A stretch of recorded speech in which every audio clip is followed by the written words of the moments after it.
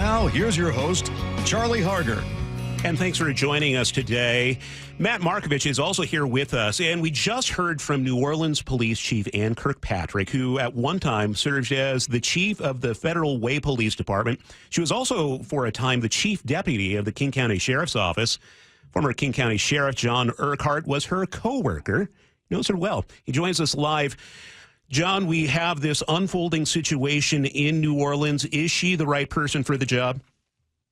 You know, Charlie, I think she is the right person. You gave a great bio of her here in Washington State.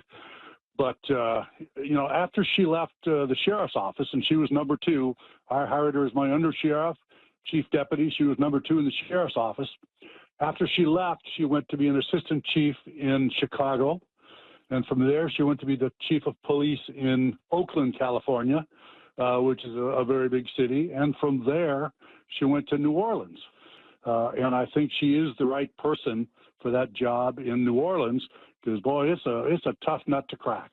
Hey, John, Matt Markovich here. I want to get your reaction to something that the Orleans Parish District Attorney Jason Williams just said. He basically said that large-scale events are going to change the security procedures and that we should expect bomb-sniffing dogs being part of everyday protocol going forward when entering any kind of place where there's a lot of people. What's your thoughts about that as it relates to our location here, Pike Place Market, any kind of Seahawk game or Mariners game? Are we going to need that going forward? Oh, yeah, we're going to need that and a lot more. This terrorism across, not just locally, but across the world, where they use a vehicle as a weapon. That's a copycat situation, and it's just by the grace of God that it hasn't happened here in the Northwest yet, but it certainly could. We're talking with John Urquhart, former King County Sheriff. And John, I know you've been privy to a lot of intelligence briefings in your role there when there is something like this and a threat to the city of Seattle or King County. Can you walk me through what kind of threat assessments happen and what law enforcement does? Well, for those years that I was sheriff, I had a security clearance, and that meant I got security briefings from the FBI.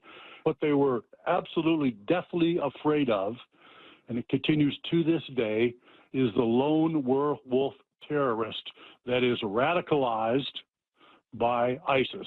And that's clearly what happened in this situation. And how do you protect against that? You were talking about law enforcement is very good at reacting. What about being proactive? How do you protect against a lone wolf? Or can you? And that's the problem. Is it's very, very difficult to do that because they're not communicating. They're not in a cell. They're not talking to other people. They have to do what they can do as best they can and hope somebody doesn't fly in underneath the radar, which this person may have done. John, we are hearing calls online again renewed to close down Pike Place, the street in front of the market, to car traffic, or at least severely limit it. And when you look at Bourbon Street, you look at Pike Place, the similarities are there with the sheer amount of pedestrians that are in that roadway. Is it time to shut down Pike Place? I think they should. The city fathers should really consider that. I think that's something that may have to happen. Any place where there's going to be a lot of people congregating, and it doesn't matter whether it's New Year's Eve at the Space Needle or Snowflake Lane over in Bellevue in front of Bellevue Square, any of these places, they have to be so cognizant of the latest terrorist type attack, which is going to be with a vehicle. And they've obviously got to keep that vehicle out. And if it means down closing some streets to car traffic, well, then so be it. That's what needs to happen. Speaking of vehicles, is that the new MO for lone wolf terror attacks? It's almost free, and it can do an untold amount of damage? Untold amount of damage. It's happened in Europe a lot more than it's happened here. It happened in Nice. It happens in Paris. It happened on Christmas Day in Germany. It's really pretty common around the world, and we have to prepare for that. We need to be ready for that, and we have to anticipate it.